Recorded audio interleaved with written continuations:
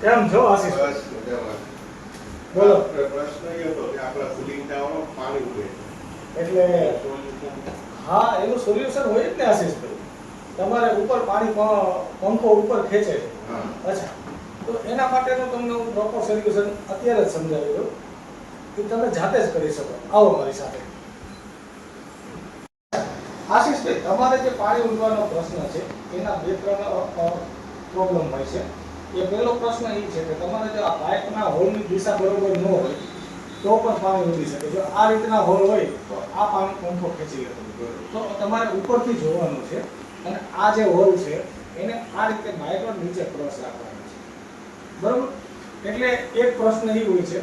બીજો કે તમારે આ જે ચાર પાઇપ ફરે છે મહિનામાં એકવાર ચારે ચાર પાઇપ આ રીતે ખોલી બહાર કાઢી લેવાના. ઉપર તમારે બીજું કંઈ ખોલવાની જરૂર નથી. ઉપરની જાળીમાંથી હાથ નીકળશે જઈ અને તમારે કાઢી લેવાના છે. પછી આ હોલ જે છે એને એસિડથી સાફ કરી અને પાછા આ હોલને સાફ કરી નાખવાના. આ હોલ પેક થઈ જાય તો પણ તમારે પાણી ઉડવાનો પ્રશ્ન રહેશે. આ પાઇપ બહાર કાઢી સાફ કરી અને પાછા લગાડી દેવાના છે. આ સ્પ્રિંકલરની જે સિસ્ટમ જે છે એ તમે જાતે જ કરી શકો.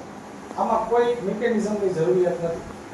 પરંતુ તમારે એક વસ્તુ ધ્યાનમાં રાખવાની છે કે મહિનામાં એકવાર આ ચાર પાઇપ ખોલીને સાફ કરવાના છે અને પાઇપના હોલની દિશા પ્રોપર હોવી જોઈએ.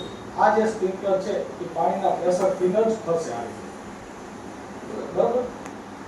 આ એક તમે કરી લેજો. છતાંય તમને એવું કંઈ લાગે તો એની ટાઈમ મને કોલ કરજો. બરોબર ને? ઓકે.